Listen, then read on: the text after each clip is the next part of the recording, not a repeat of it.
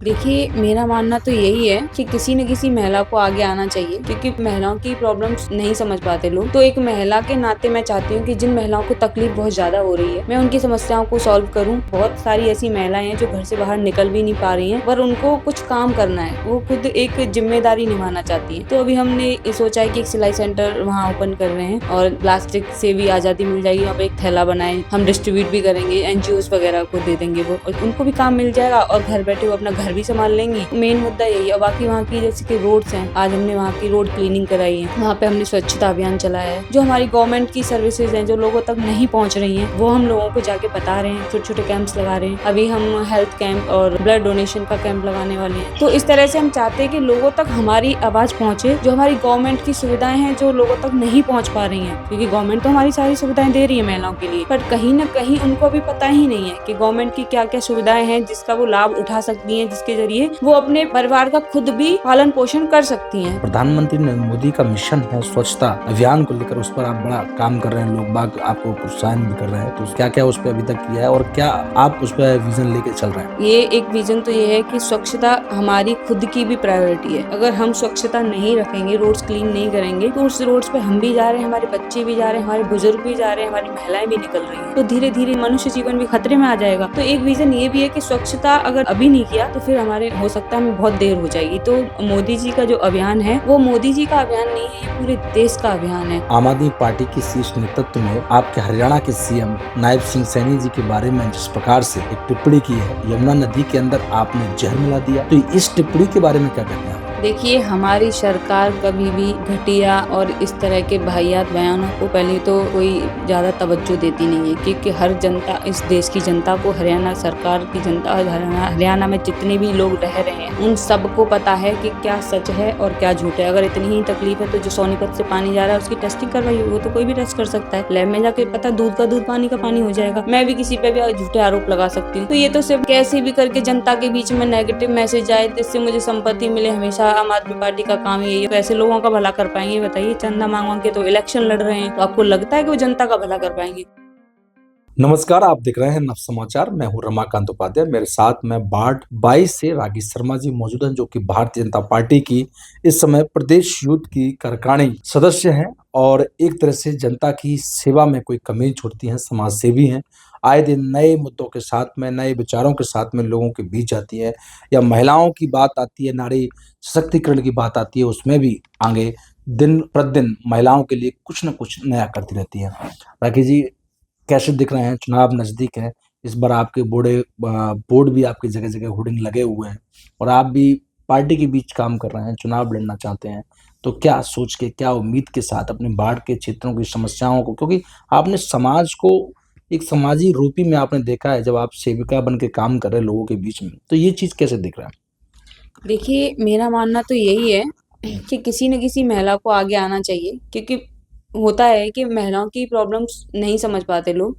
तो एक महिला के नाते मैं चाहती हूँ कि जिन महिलाओं को तकलीफ बहुत ज़्यादा हो रही है, मैं उनकी समस्याओं को सॉल्व करूँ। वहाँ की जितनी भी ज़रूरतें हैं महिलाओं को, सबसे ज़्यादा मेरा मेन फ़ोकस महिला कह सकते हो आप, क्योंकि मैं एक महिला के नाते फ़ील कर रही हूँ कि बहुत सारी ऐसी महिलाएँ हैं जो घर से बाहर निकल भी नहीं पा रही हैं, पर उनको कुछ काम करना है, वो खुद एक ज़िम्मेदारी निभाना चाहती हैं।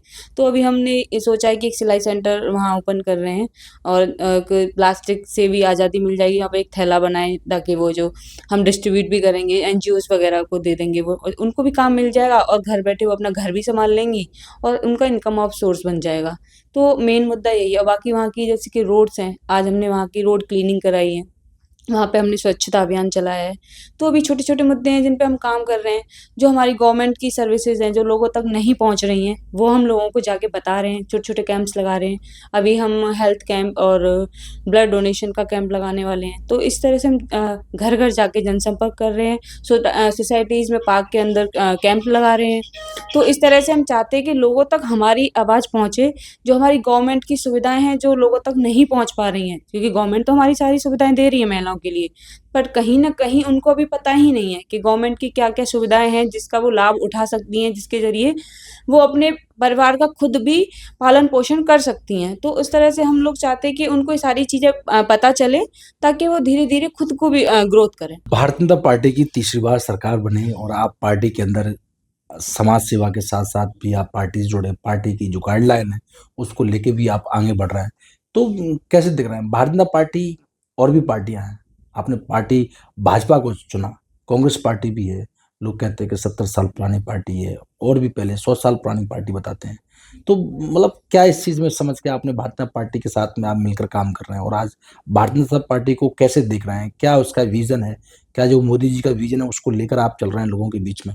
जी, बिल्कुल, हमारे जो माननीय प्रधानमंत्री मोदी जी हैं, उनके विज़न्स जैसे तो विज़न्स हो ही नहीं सकते। सबसे पहली बात तो ये है, मैं यहाँ एक सुरक्षित महसूस करती हूँ, महिलाओं के लिए भी एक सुरक्षा बहुत ज़्यादा इम्पोर्टेंट है और जो हमारे माननीय प्रधानमंत्री जी ने महिलाओं के लिए कदम उठाए हैं, उनकी सुविधाओं को लेकर, उनकी सुरक्षाओं को लेकर, तो मैं उससे बहुत ज़्यादा प्रभावित हूँ। इसीलिए मुझे कहीं न कहीं लगता है कि भारतीय जनता पार्टी से इससे बेहतर पार्टी कोई हो ही नहीं सकती, जो महिलाओं को आगे ग्रोथ भी देती है, महिलाओं का सम्मान भी करती है, हर एक कार्यकर्ता का सम्मान करती है। सबसे बड़ी बात इस पार्टी के अंदर ये है कि हर एक छोटे-बड़े कार्यकर्ता का मान-सम्मान करती है ये पार्टी। जी। और दूसरा, आपने जो प्रधानमंत्री नरेंद्र मोदी का मिशन है स्वच्छता अभियान को लेकर, उस पर आप बड़ा काम कर रहे हैं, लोग बाग आपको प्रोत्साहन भी कर रहे हैं, तो उस विषय में कैसे दिख रहे हैं? क्या-क्या उस पे अभी तक किया है, और क्या आप उस पे विज़न लेके चल रहे हैं? देखिए, ये एक विज़न तो ये है कि स्वच्छता हमारी खुद की भी प्रायोरिटी है। अगर हम स्वच्छता नहीं रखेंगे, रोड्स क्लीन नहीं करेंगे, तो उस रोड्स पे हम भी जा रहे हैं, हमारे बच्चे भी जा रहे हैं, हमारे बुज़ुर्ग भी जा रहे हैं, हमारी महिलाएँ भी निकल रही हैं। तो हम कह सकते हैं और जो जीव-जंतु जो एक पानी के अंदर ऑक्सीजन उन तक नहीं पहुँच पा रही क्योंकि प्लास्टिक इतनी जमी हुई है, ऊपर काला का काई जमी हुई है, उसकी वजह से उनको ऑक्सीजन मिल ही नहीं रही है। जब वो अगर वही खत्म हो जाएँगे, तो धीरे-धीरे मनुष्य जीवन भी खत्म हो जाएगा, खतरे में आ जाएगा। तो एक विज़न ये भी है कि स्वच्छता अगर नहीं हमने अभी नहीं किया, तो फिर हमारे हो सकता है हमें बहुत देर हो जाएगी। तो मोदी जी का जो अभियान है, वो मोदी जी का अभियान नहीं है, ये पूरे देश का अभियान है। मोदी जी तो हमेशा सबके लिए एक अच्छा मैसेज देते हैं और हम उसको फ़ॉलो करते हैं। तो हम लोगों को तो उनसे बहुत कुछ सीखने को मिलता है। तो इसीलिए हमने स्वच्छता अभियान को अभी किया है। आज हमने सुखराली पॉन्ड क्लीन करवाया है पूरा। अच्छे से पूरा एकदम पॉलीथीन्स, पॉली बैग्स, प्लास्टिक्स बहुत सारा कचरा निकला है, जिससे कि वहाँ के जीव-जंतु वहाँ से क्योंकि अभी देखोगे आप गुड़गाँव में ज़्यादा पॉन्ड्स बचे भी नहीं हैं। अगर 1-2 बचे हैं तो हमारी रिस्पॉन्सिबिलिटी है कि हम उसको क्लीन रखें, उसको बेहतर बनाएँ, ताकि वो हमारे लिए भी अच्छा है और जो आस-पास सोसाइटी में लोग रह रहे हैं उनके लिए भी अच्छा है। तालाब के पानी से याद आया कि एक दिन पहले ही आम आदमी पार्टी के शीर्ष नेतृत्व ने आपके हरियाणा के सीएम नायब सिंह सैनी जी के बारे में जिस प्रकार से एक टिप्पणी की है कि यमुना नदी के अंदर आपने जहर मिला दिया, जिसको लेकर आज आपने पुतला दहन भी किया था गुरुग्राम के अंदर। तो इस टिप्पणी के बारे में क्या कहते हैं आप? देखिए, हमारी सरकार कभी भी घटिया और इस तरह के वाहियात बयानों को पहले तो कोई ज़्यादा तवज्जो देती नहीं है क्योंकि हर जनता इस देश की जनता को हरियाणा सरकार की जनता हरियाणा हरियाणा में जितने भी लोग रह रहे हैं, उन सबको पता है कि क्या सच है और क्या झूठ है। अगर इतनी ही तकलीफ़ है तो जो सोनीपत से पानी जा रहा है उसकी टेस्टिंग करवाइए, वो तो कोई भी टेस्ट कर सकता है। लैब में जाके पता दूध का दूध, पानी का पानी हो जाएगा। मैं भी किसी पे भी झूठे आरोप लगा सकती हूँ। तो ये तो सिर्फ़ ना ये है कि कैसे भी करके जनता के बीच में नेगेटिव मैसेज जाए जिससे मुझे संपत्ति मिले। हमेशा आम आदमी पार्टी का काम यही है, वो चंदा माँग-माँग करके तो लोगों का भला कर रहे हैं, तो कैसे लोगों का भला कर पाएँगे ये बताइए? चंदा माँग-माँग के तो इलेक्शन लड़ रहे हैं, तो आपको लगता है कि वो जनता का भला कर पाएँगे? अगर जनता का इतने अच्छे से भला कर पाते, जो अभी कुछ दिन पहले उन्होंने फिर इस्तीफ़ा दिया, इस्तीफ़ा दोबारा सीएम बनने के लिए दिया। ये तो मुझे मेरे खुद सोच समझ से बाहर है ये चीज़। नायब सिंह सैनी सीएम कैसे हैं? मैं देखो वो हमारे सीएम हैं इसलिए नहीं बोलूँगी मैं, वो सच में वाक़ई में एक अच्छे इंसान हैं और हमेशा उनके चेहरे पर एक जो मुस्कुराहट देखने को मिलती है, उसको देख के ना बंदे लगता है कि हाँ भाई सीएम हो तो हमारे नायब सैनी जी काम हैं। कर रहे हैं प्रदेश के काम अंदर? पूरा कर रहे हैं, पूरा वो ऐसा नहीं है, पूरा ग्राउंड लेवल पर रह के काम करते हैं, हर एक छोटे बंदे से पर्सनली मिलते हैं, घर जाके हो चाहे मैंने 1% भी उनको ऐसे नहीं देखा कि एक टाइम भी वो बैठे हों। हमेशा अगर उनके अभी आप चंडीगढ़ चले जाइए, कार्यालय में चली जाइए उनके, सीएम भवन में चली जाइए आप, हर एक छोटे-छोटे कार्यकर्ता है या छोटा आदमी है, हर किसी से पर्सनली मिलते हैं, फिर वो अपने ऑफ़िस में जाके बैठते हैं। तो उनकी मुझे ये बात बहुत अच्छी लगती है। 100 दिन का कार्यकाल कल कंप्लीट हुआ, भारतीय जनता पार्टी का इस सरकार का तीसरी बार सरकार बनी।